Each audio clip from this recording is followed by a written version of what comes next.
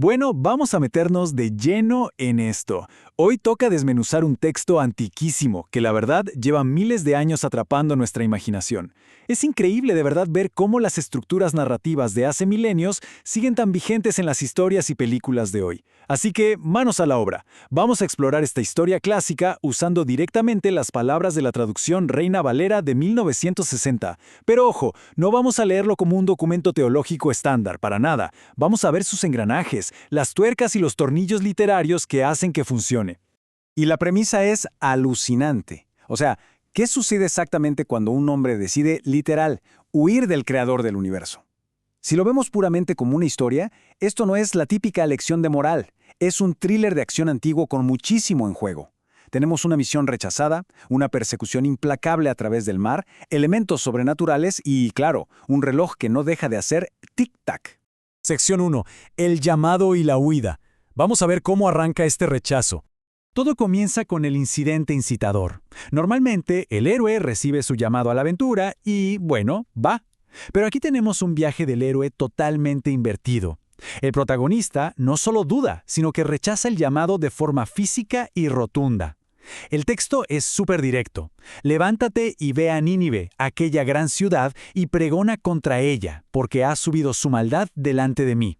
Es una orden clarísima. Hay un problema evidente, un destino nada amigable y una instrucción directa.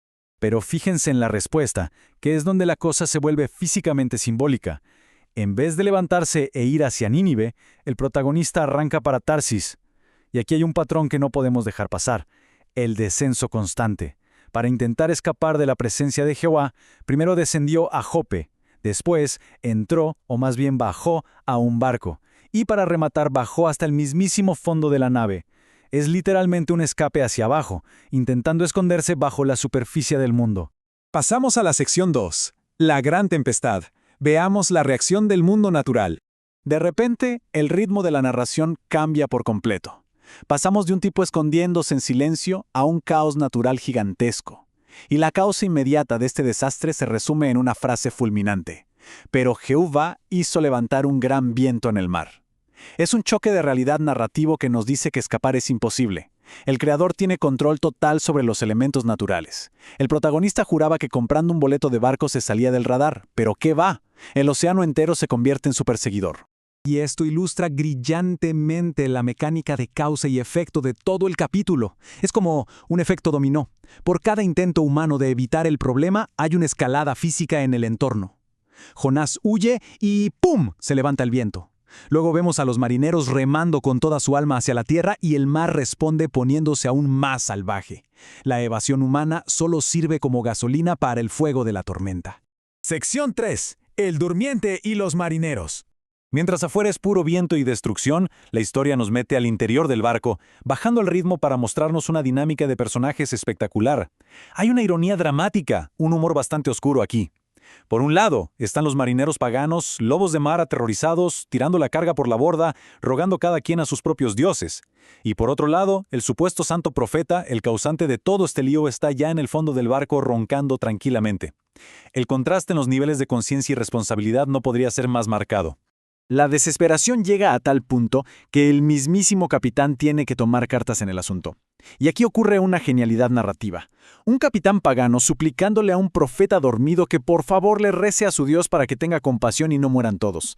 Es una inversión de roles total. Los profanos tienen muchísima más urgencia espiritual que el propio mensajero divino. Entramos a la sección 4. La suerte cae sobre Jonás. El clímax silencioso del barco. En medio de todo el ruido ensordecedor de la tormenta, pasamos a un momento de muchísima tensión. La tripulación busca una respuesta lógica. Ellos saben que una tormenta de esta magnitud no es normal. Tiene que haber una causa sobrenatural. Usan la antigua práctica de echar suertes, que era una forma de adivinación, para encontrar al culpable. Todo pasa rapidísimo en el texto, pero el resultado es absoluto. La suerte cae sobre Jonás. De un segundo a otro, el hombre que quería desaparecer en las sombras es arrastrado al centro del escenario, completamente aislado frente a una tripulación en pánico. Casi podemos escuchar el terror absoluto en sus voces en esta rápida sucesión de preguntas. Es un interrogatorio susurrado a gritos sobre las olas. ¿Por qué nos ha venido este mal? ¿De dónde vienes? ¿Cuál es tu tierra? ¿De qué pueblo eres? Necesitan información, y la necesitan rápido, porque el barco está a punto de partirse a la mitad. Y entonces llega la confesión. Jonás dice: «Soy hebreo y temo a Jehová, Dios de los cielos, que hizo el mar y la tierra». Ahora, lo que es realmente interesante de esta diapositiva es el nivel de absurdo que revela esta declaración. Jonás acaba de admitir que está huyendo a través del mar, en un barco, tratando de escapar exactamente del mismo Dios que, según él, fabricó el mar. Es una paradoja tan brillante que los propios marineros se quedan helados, preguntando aterrados: ¿por qué has hecho esto? Sección 5. El sacrificio al mar. Prepárense para el clímax físico. La verdad está sobre la mesa, y ahora hay que tomar una decisión. Una vida humana está en juego. Resulta súper interesante observar la moralidad de los marineros en este punto. Jonás, ya apático, les da la solución: tómenme y échenme al mar, y se calmará. Pero estos marineros seculares muestran una vacilación moral increíble. En vez de sacrificarlo de inmediato, se ponen a remar con todas sus fuerzas para salvar a todos y llegar a tierra firme. Sin embargo, el mar se vuelve un adversario insuperable, embraveciéndose más y más en su contra. Al verse sin salida, los marineros se rinden. Pero antes de actuar, hacen algo que nos hace reflexionar.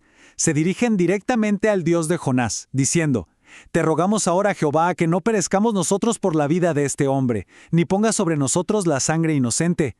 En un giro narrativo tremendo, estos paganos están ahora orando fervientemente al Dios de los cielos, pidiendo absolución antes de cometer lo que consideran un asesinato estrictamente necesario para sobrevivir. Y así, esta secuencia de causa y efecto llega a su fin de manera dramática y repentina. Lo arrojan por la borda y el resultado es el silencio inmediato de la tormenta. Y el mar se aquietó de su furor. El hombre que huía finalmente choca de frente con las consecuencias ineludibles de sus actos y ¡boom!, el universo físico recupera su equilibrio al instante. El arco narrativo de los marineros cierra de forma impecable. Vemos su transformación total frente a la calma sobrenatural del agua.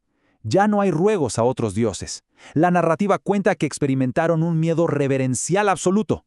Ofrecieron sacrificios a Jehová e hicieron votos. Los personajes secundarios salen de la historia completamente transformados por todo el caos que trajo el protagonista. Y llegamos a la última sección, el gran pez. Pero esperen, la historia de nuestro protagonista aún no termina. Es un giro cinematográfico que nos deja una de las imágenes más extrañas y duraderas de la literatura antigua. Entonces, el punto crucial es este: el agua oscura y fría no era el final del camino. El texto dice: «Pero Jehová tenía preparado un gran pez que tragase a Jonás». O sea, el descenso de Jonás continúa. Pasó de Jope a la nave, al fondo de la nave, al fondo del mar y ahora a este tipo de encierro viviente y totalmente inesperado. Y permanece allí 3 días, 3 noches, en el vientre del pez. Es un número que resuena con un silencio pesado, dejando al personaje atrapado en un abismo de aislamiento total, envuelto en oscuridad, ganando mucho tiempo para pensar en su fallido intento de escape. Todo esto nos deja con una imagen profundamente provocativa para llevarnos a casa. Después de un escape tan extremo que casi destruye a personas inocentes, ¿es el vientre de esta bestia una tumba y un castigo definitivo? ¿O será por el contrario una extraña forma de rescate y el comienzo de una ineludible redención? Esa es la brillantez de este texto. Nos deja justo ahí, en la oscuridad de las profundidades, esperando descubrir qué sucede a continuación. Sin duda, es un análisis que invita muchísimo a seguir explorando y leyendo la obra completa para descubrir el desenlace por cuenta propia.